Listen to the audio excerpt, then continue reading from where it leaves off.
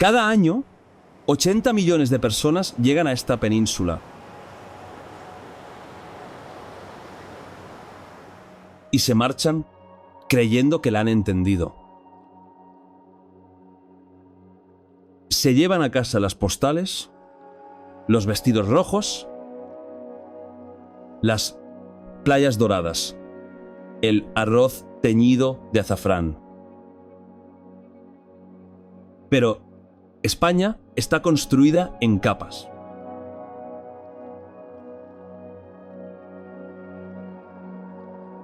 Lo que ves en la superficie descansa sobre algo mucho más antiguo, más extraño, mucho más disputado. Esta es una tierra donde una mezquita y una catedral comparten los mismos muros, donde existe una lengua que ningún lingüista ha logrado vincular a ningún otro idioma de la tierra, donde una civilización fue desmantelada piedra a piedra. Y de esos escombros se construyó algo que el mundo aún no ha terminado de estudiar. Las postales nunca plantean la única pregunta que importa. ¿Cómo pudo una península en el extremo de Europa, conquistada, dividida, casi destruida, convertirse en una de las naciones culturalmente más ricas del planeta? La respuesta no está en los recuerdos que compras. Está en la piedra, en el silencio y en la memoria de quienes se negaron a marcharse.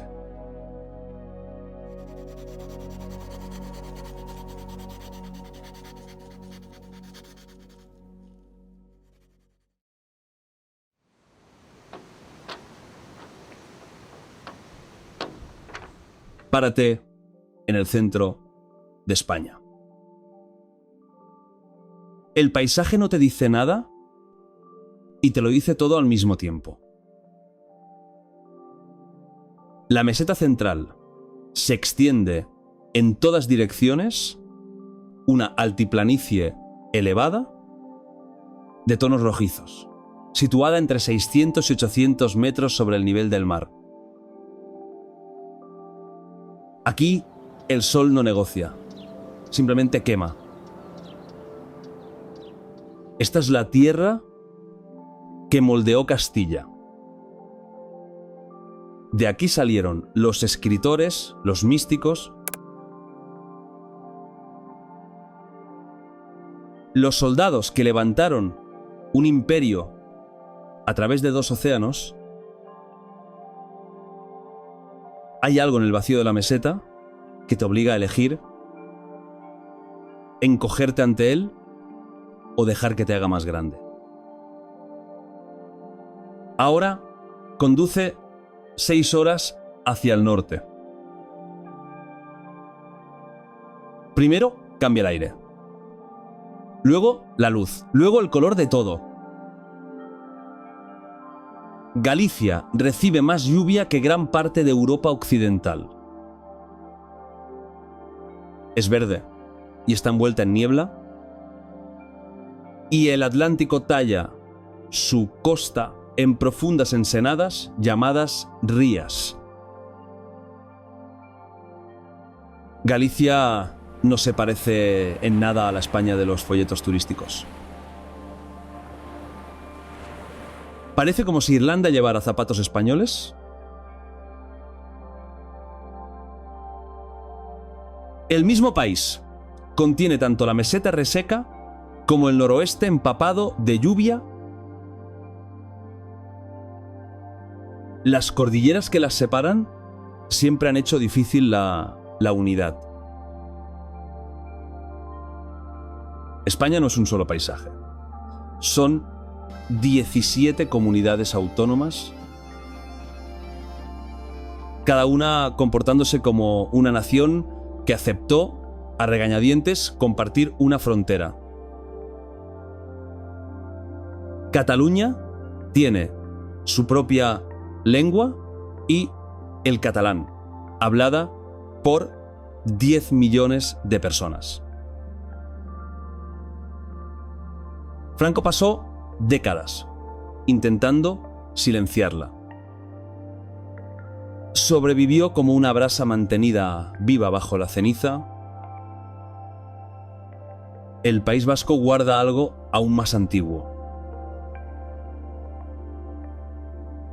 El euskera, la lengua vasca, es el idioma vivo más antiguo de Europa. Los lingüistas llevan siglos buscando lenguas emparentadas y no han encontrado ninguna. Es preindoeuropea. Ya era antigua antes de que el latín llegara con las legiones romanas. Cuando Roma construyó calzadas por toda Iberia, la lengua sobrevivió a Roma. Sobrevivió a los moros, sobrevivió a Franco. ¿Y qué significa eso? ¿Que España ha sido un país de 5 lenguas durante la mayor parte de su historia moderna? Castellano, catalán, gallego, euskera y valenciano. Todas oficiales. Todas vivas, todas cargando memorias que el gobierno central nunca puede poseer del todo. En el sur, Andalucía arde bajo un cielo distinto. Pueblos de muros blancos se aferran a las laderas sobre Sierra Nevada. Su arquitectura, techos planos, portales profundos, patios sombreados, fue diseñada para combatir el calor. El calor es un adversario al que hay que burlar, no simplemente soportar. En el este, Valencia se abre hacia el mar. La ciudad se asienta en una llanura costera lo bastante amplia como para la huerta. El jardín fértil que alimenta la región. Y luego están las Islas Canarias. Flotan en el Atlántico más cerca de Marruecos que de la península española. Lanzarote parece un planeta que aún no ha decidido si quiere albergar vida. Campos volcánicos negros se extienden hasta el horizonte, escasos y lunares. Geográficamente, las Canarias pertenecen a África, políticamente pertenecen a España. Esa tensión entre geografía e identidad es algo que España lleva negociando siglos. España cuenta con 48 sitios Patrimonio Mundial de la UNESCO. Solo China e Italia tienen más. Esa cifra no es un accidente del turismo.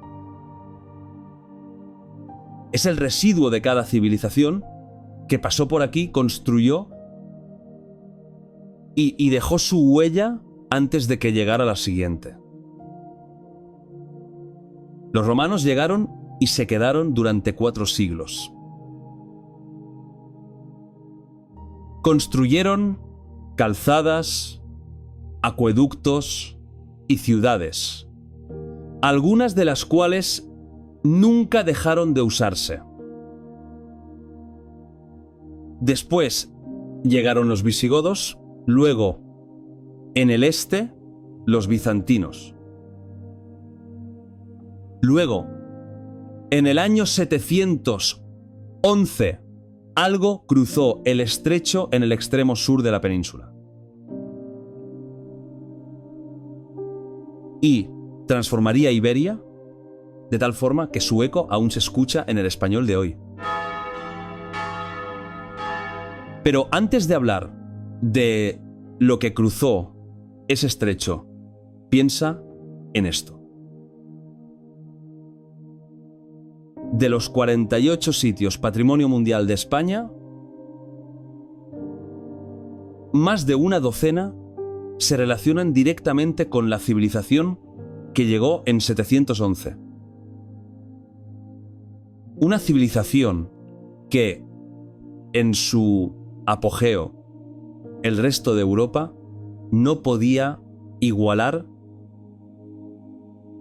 no podía alcanzar, apenas podía comprender.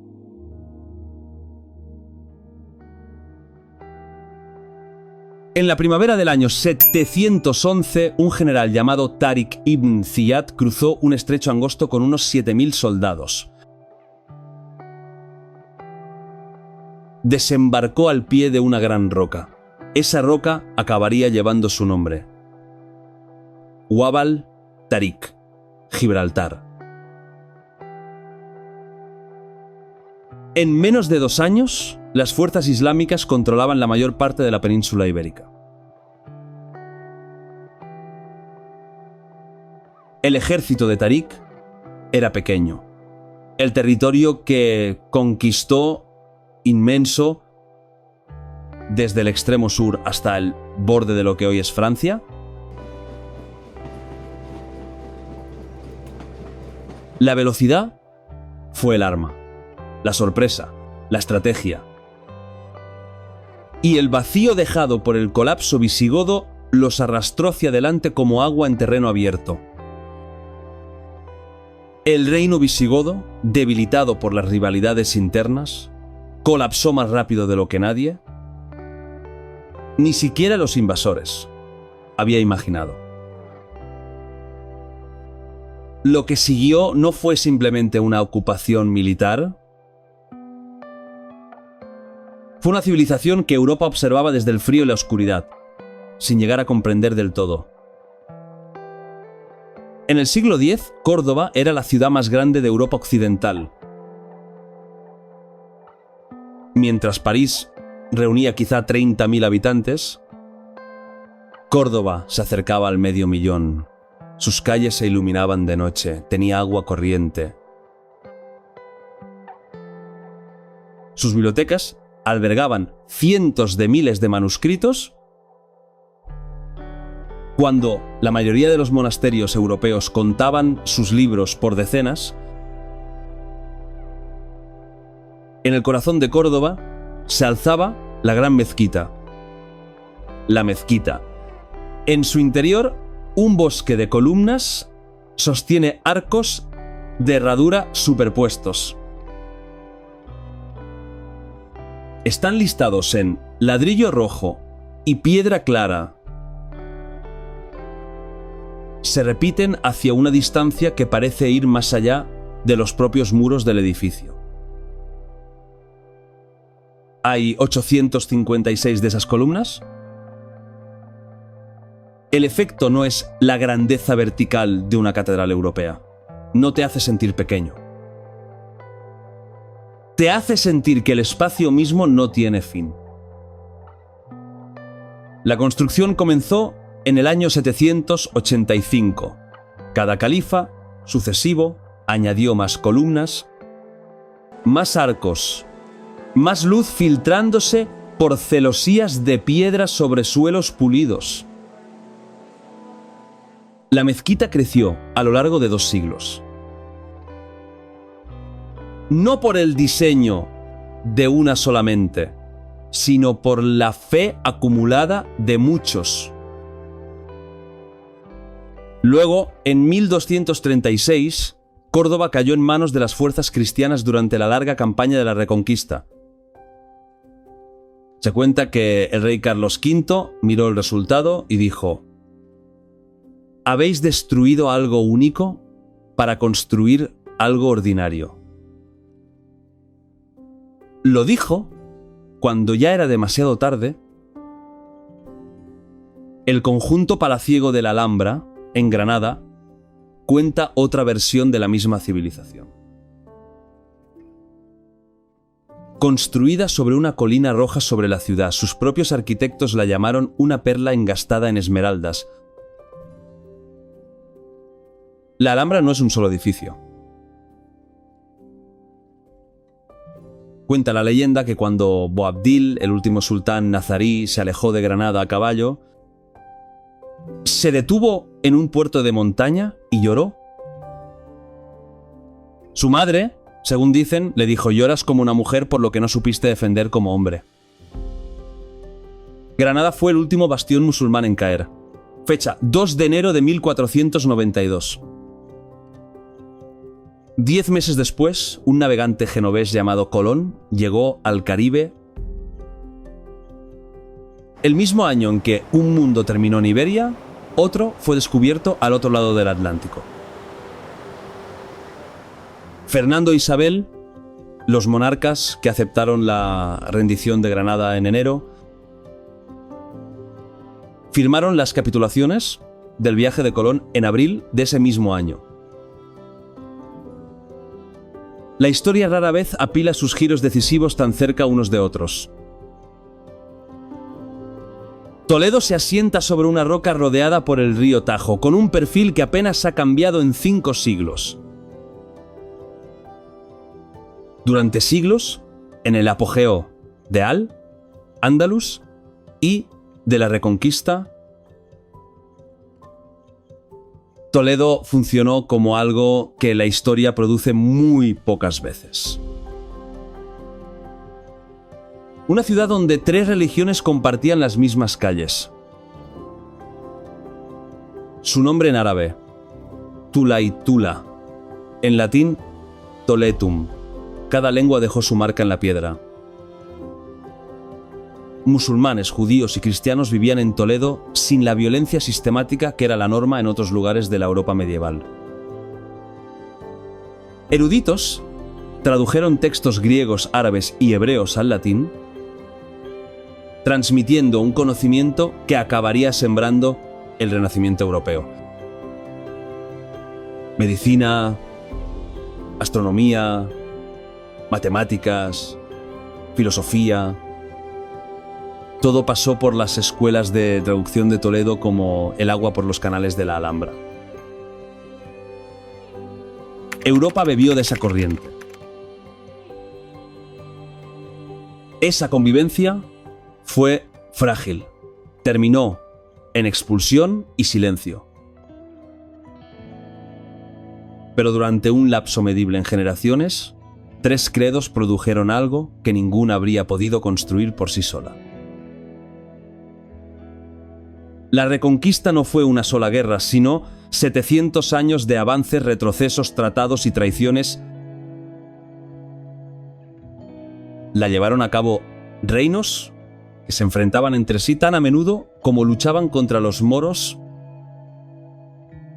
Reinos que forjaban alianzas, las rompían y las forjaban de nuevo. La línea entre reconquista y conquista del vecino a veces era difícil de trazar. Terminó en 1492 y dejó una huella en el español que 8 siglos de historia posterior no han borrado. Aproximadamente 4.000 palabras del español tienen raíces árabes. Cada palabra que empieza por alcázar, alcohol, almohada, albóndiga, es un fósil de lengua. Un resto de aquella civilización desmantelada pero nunca del todo borrada. Hoy, cuando hablas español, hablas una lengua que recuerda lo que los libros de historia de España a veces prefieren olvidar. Los moros dejaron una península distinta en sus huesos, en su arquitectura, en su vocabulario, en su relación con el agua, la luz y el espacio. Dejaron la primera capa de la respuesta a la pregunta con la que se abre esta película. Pero la historia no se construye solo con ejércitos.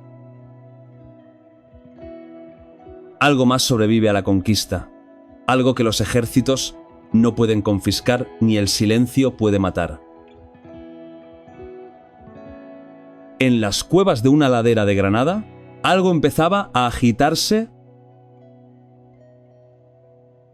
en habitaciones iluminadas solo por el fuego, donde no había más que una guitarra y una voz.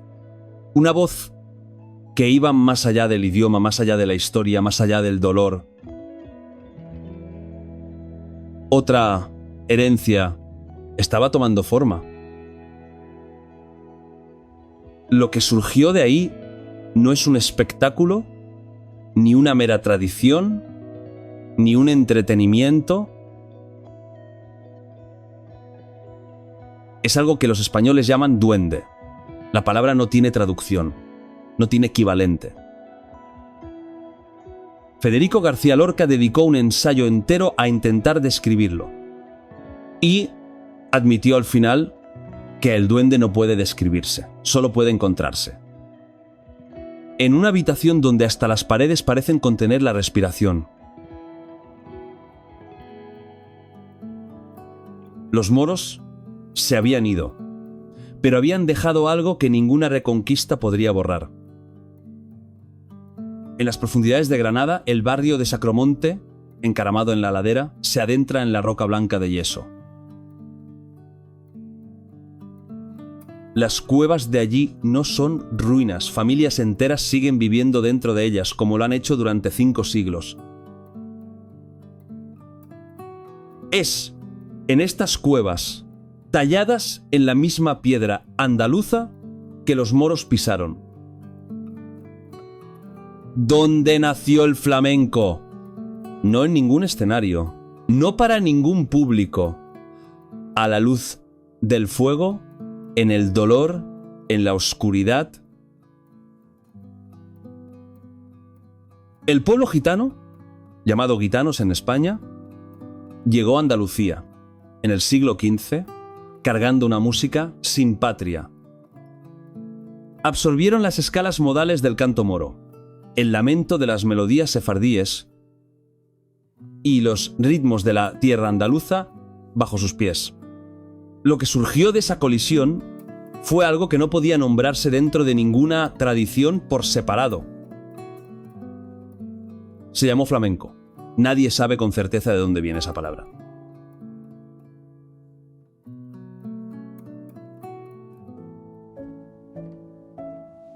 En la llanura a las afueras de la ciudad de Segovia, 2 hileras de arcos de granito se elevan desde la tierra en una única línea ininterrumpida, 728 metros de longitud, 29 metros en su punto más alto.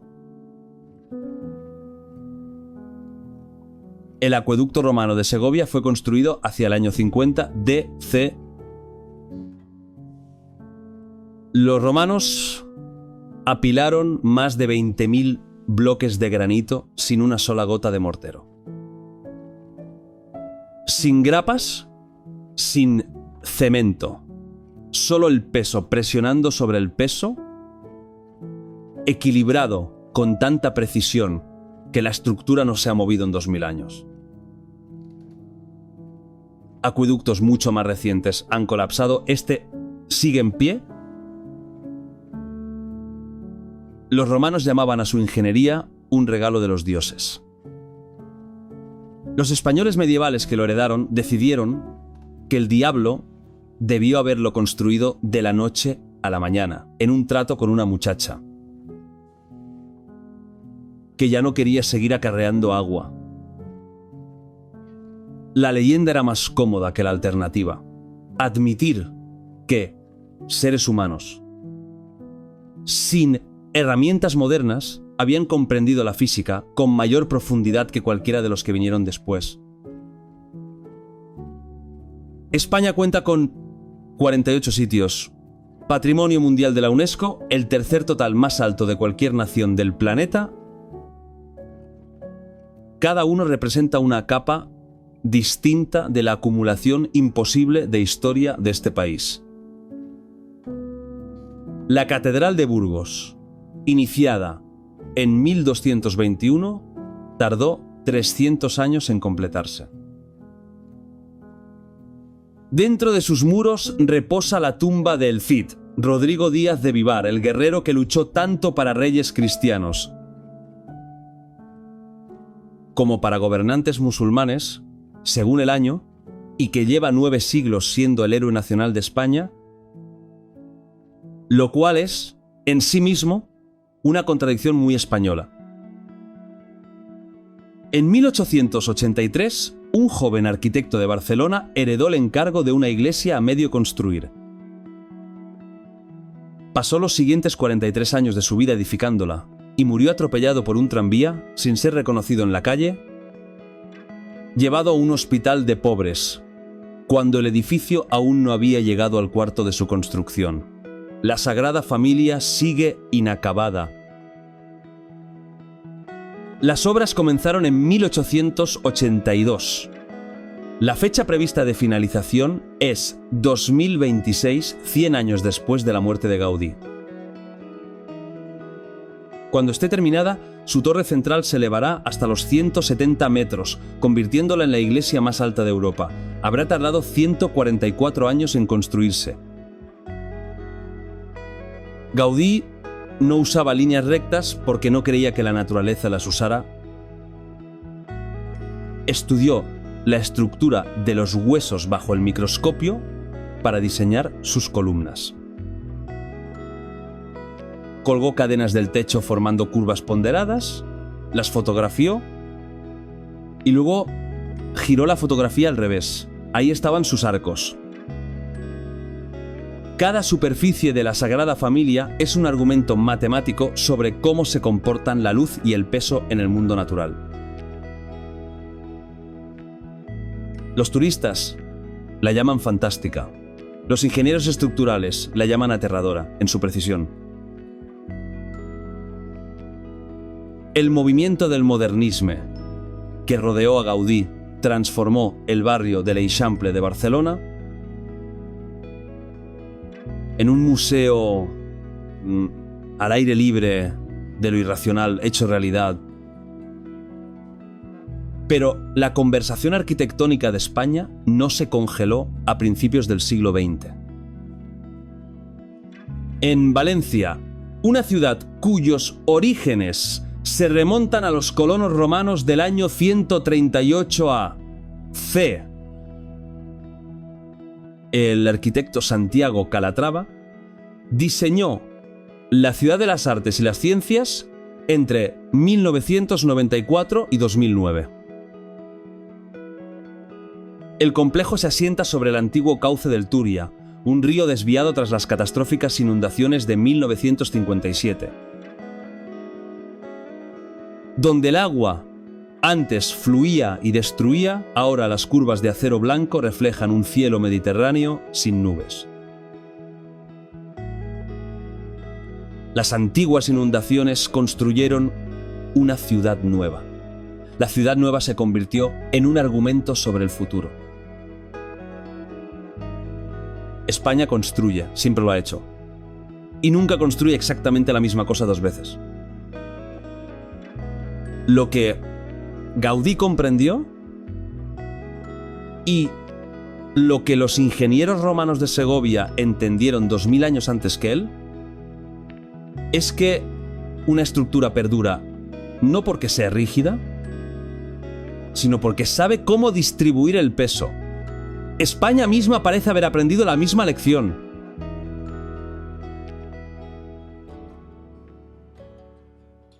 En la calle Cuchilleros de Madrid hay un restaurante que lleva sirviendo comida desde 1725. El sobrino de Botín ostenta el récord Guinness del restaurante en activo más antiguo del mundo. Su horno de leña, el mismo que usa hoy, no se ha apagado en 300 años. El cochinillo que se asó en ese horno hace 2 siglos lo comieron personas que nunca habían oído la palabra electricidad. Hemingway comió aquí, terminó una novela aquí, el horno siguió ardiendo. La gastronomía española no empieza en la mesa, empieza en la geografía. Los olivares de Andalucía, extendidos por laderas de tierra roja tan vastas que pueden verse desde el espacio, producen más aceite de oliva que cualquier otra región del planeta. La costa catalana impregna de sabores mediterráneos todo lo que toca. Y en la dehesa, el antiguo ecosistema de bosque de encinas de Extremadura y Andalucía, los cerdos ibéricos negros se mueven entre las bellotas caídas con la paciencia concentrada de animales que saben exactamente lo que hacen. Una sola pata de jamón ibérico de bellota, la categoría más alta procedente de cerdos alimentados con bellotas, requiere al menos 36 meses de curación. El cerdo come durante meses. El jamón reposa durante años. El primer bocado dura menos de 30 segundos. Cualquier español te dirá que merece la pena. La historia de las tapas empieza con un rey y un problema. En el siglo XIII, el rey Alfonso X, llamado Alfonso el Sabio, se estaba recuperando de una enfermedad y ordenó que el vino en las tabernas castellanas se sirviera únicamente acompañado de pequeñas porciones de comida. La idea era frenar el ritmo del beber. La palabra tapar significa cubrir. Los pequeños platos se colocaban como tapas sobre los vasos de vino. La tapa se convirtió en la comida. La comida se convirtió en ritual. El ritual se convirtió en uno de los actos sociales más definitorios de toda una civilización. La paella es valenciana, esto no es una cuestión de orgullo, es geografía codificada en arroz. El plato nació en los arrozales al sur de Valencia, cocinado sobre fuegos de leña al aire libre por jornaleros que usaban conejo, caracoles y las judías verdes que crecían cerca, la redonda paella de hierro, la lenta absorción del caldo, el socarrat, esa capa crujiente de arroz quemado deliberadamente en el fondo, no son detalles decorativos, son la física de la receta original. Viaja al norte, al País Vasco, y el lenguaje de la comida cambia por completo. San Sebastián, una ciudad de 180.000 habitantes, concentra más estrellas Michelin per cápita que ninguna otra ciudad del planeta. Los pinchos se alinean en las barras de los bares de la parte vieja como una marea que sube cada tarde y se retira a medianoche. Un pincho cuesta 2 euros, una comida con estrella Michelin 200, ambos se toman con la misma seriedad.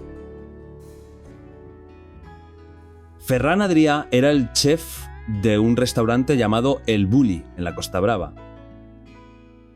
En los años 90 empezó a tratar la cocina como un laboratorio. Convirtió el aceite de oliva en caviar. Hizo el gazpacho sólido. Servía menús que duraban 6 horas y requerían una reserva con 2 años de antelación. El Bulli cerró en 2011, pero para entonces Adrià había transformado de manera permanente lo que la cocina podía llegar a ser.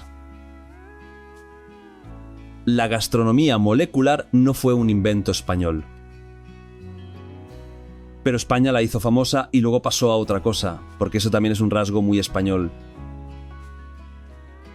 Cada agosto, en el pequeño pueblo de Buñol, a las afueras de Valencia, 40.000 personas se apiñan en calles que han sido cubiertas con plásticos. Llegan camiones cargados con 100 toneladas de tomates demasiado maduros. Durante 1 hora, el pueblo entero se convierte en una masa roja de ruido e impacto. La tomatina no es antigua. Comenzó en 1945 por accidente, cuando una procesión derivó en una pelea callejera, alguien agarró tomates de un puesto del mercado y el asunto entero se convirtió en tradición. España siempre ha sido mejor comenzando tradiciones que explicándolas. España tiene más bares per cápita que cualquier otro país de Europa. Es un hecho. Y también, en cierto modo, una explicación de todo El bar no es solo el lugar donde los españoles beben. Es donde discuten de política, lloran a los muertos, celebran los nacimientos y ven el fútbol. La mesa no es solo el lugar donde comen, es el lugar donde viven. Pero fuera de ese calor, ese color, esa mesa que se alarga en cada noche, siempre había algo más. Una sombra que la comida, la música y las risas mantenían a raya. Una historia sobre la que el país había acordado no hablar. La mesa de España siempre ha estado puesta sobre una línea de fractura y en la tercera parte descendemos a ella.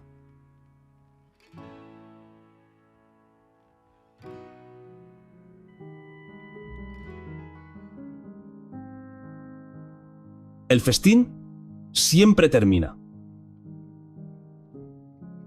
No con hambre, sino con una especie de dolor sordo, el peso de demasiado placer, demasiado ruido, demasiado color comprimido en una sola tarde. Una plaza de Valencia se vacía lentamente. Los vendedores arrastran cajones de madera teñidos de rojo. La última piel de tomate se seca sobre los adoquines como una herida. España sabe cómo celebrar, pero España también sabe cómo sobrevivir. En el verano de 1936, un país se abrió en canal a lo largo de una línea de fractura que llevaba un siglo formándose. La Guerra Civil Española no comenzó con tanques, comenzó con maestros y terratenientes, con curas y anarquistas, con vecinos que ya no podían compartir un camino. Para 1939, cerca de 500.000 personas habían muerto, ciudades enteras habían sido arrasadas, una generación devorada por las trincheras y los paredones de fusilamiento. Pablo Picasso escuchó las noticias de Guernica desde París. Lo pintó en 6 semanas, no como propaganda, sino como un grito. La boca abierta del caballo, la lámpara sostenida como un signo de interrogación roto.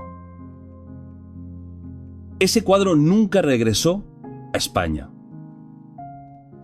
No hasta que Franco llevaba mucho tiempo muerto.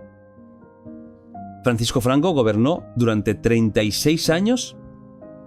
36 años son suficientes para que una generación nazca, crezca, tenga hijos y muera sin conocer más que el rostro de un solo hombre sobre cada puerta. Suprimió el catalán en Cataluña. Prohibió el euskera en el País Vasco. El verde noroeste donde el Atlántico empuja la niebla por valles de granito. El gallego quedó reducido a un susurro entre puertas cerradas. Un país no olvida una lengua fácilmente, pero aprende muy rápido a esconderla. La represión de Franco no discurría solo por la política, sino por la identidad misma. Hablar tu lengua materna era un acto de resistencia. Cantar una canción popular en el dialecto equivocado podía costarle a un hombre su sustento. El silencio no era natural. Fue construido, impuesto y sostenido durante 3 décadas y media.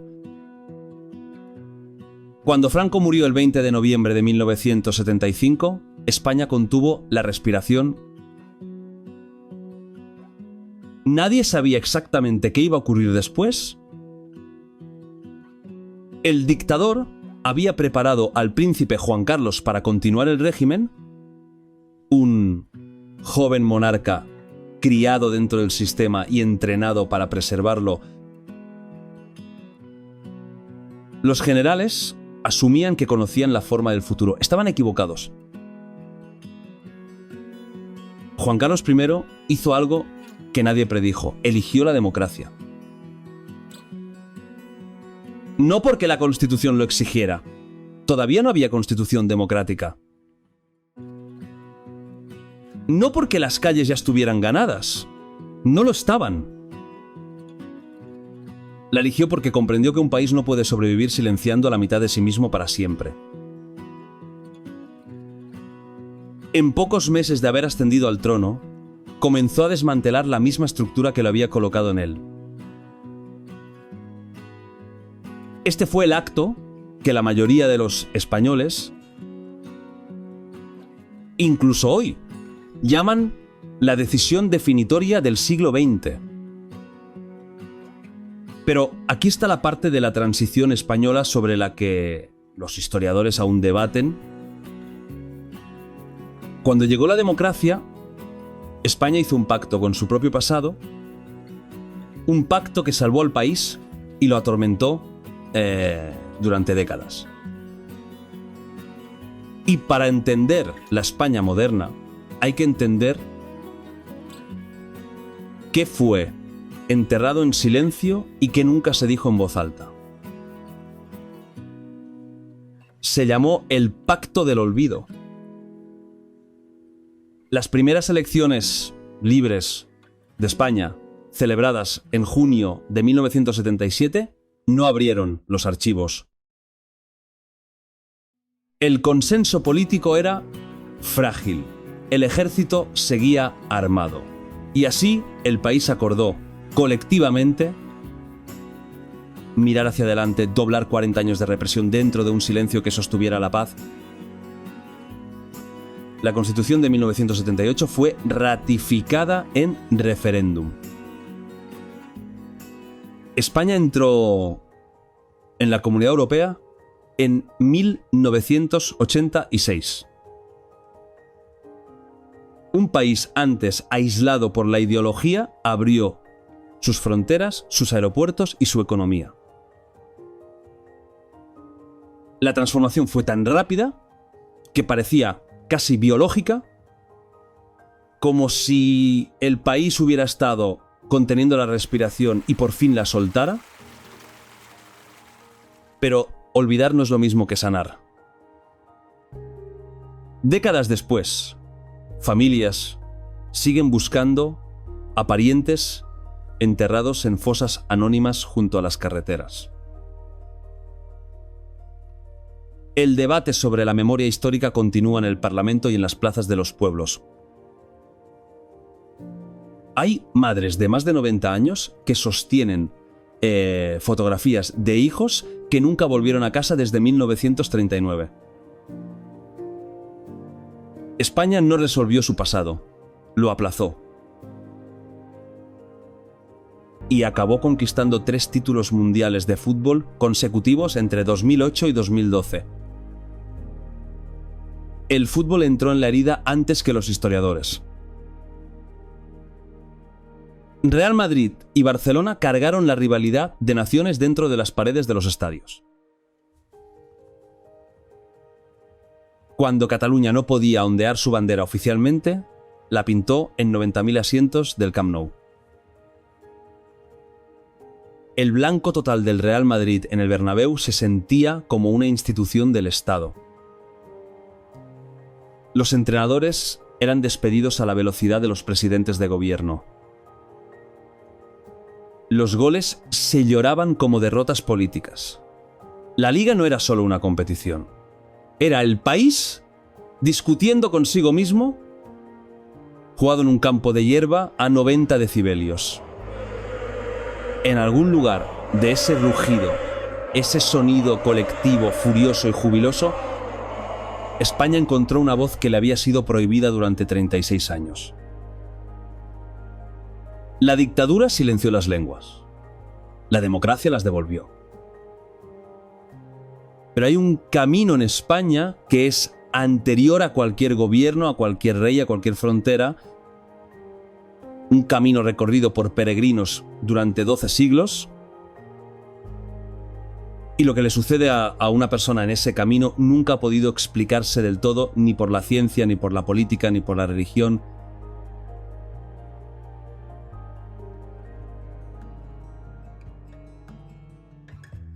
En algún lugar del noroeste de España, un hombre llamado Pelayo alzó la vista hacia un campo de estrellas. El año era aproximadamente el 830 de Pelayo. Era un ermitaño, un hombre que había elegido el silencio por encima del ruido del mundo. Una calzada romana en Galicia. Siguió la luz.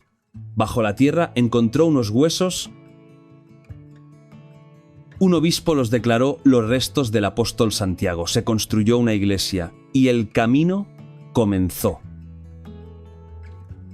Durante los 12 siglos siguientes, la gente caminó hacia esos huesos. En su apogeo medieval, 250.000 peregrinos al año emprendían el viaje. Algunos en penitencia, algunos en desesperación, algunos porque un tribunal lo había ordenado como alternativa a la prisión. Llevaban conchas de vieira, el símbolo de Santiago, cuyo cuerpo, según la leyenda, fue transportado en barco a través del mar y llegó a la orilla cubierto de las conchas blancas de la costa gallega. La concha se convirtió en brújula, un abanico de nervaduras, muchos caminos, un solo punto.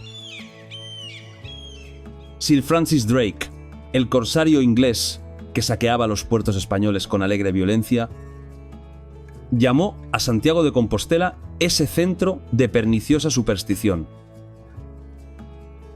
Intentó robar las reliquias en 1589. El arzobispo escondió los huesos en una cripta sellada. Permanecieron ocultos durante casi 3 siglos. Para el siglo XIX, el camino estaba casi muerto. Los ferrocarriles habían llegado. La peregrinación parecía medieval, vergonzosa, algo que un europeo moderno no hacía a pie durante un mes bajo la lluvia. El camino se redujo a una senda. La senda se redujo a un rumor. Algunos tramos desaparecieron por completo bajo campos de cultivo y asfalto. Luego, lentamente, volvió. En los años 80 y 90, mientras España se modernizaba a una velocidad que parecía casi violenta, algo atraía de nuevo a la gente hacia el camino antiguo. Profesionales agotados.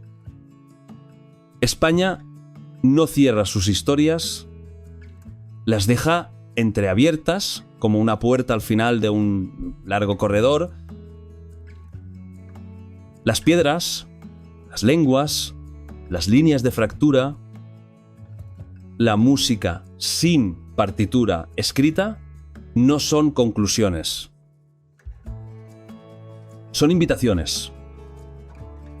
Porque esta península tiene un camino más antiguo que la propia nación. Un camino que no conduce al poder, ni a la conquista, ni al imperio. Conduce a un campo de estrellas al borde del Atlántico. Y las personas que lo recorren no buscan un país. Buscan otra cosa.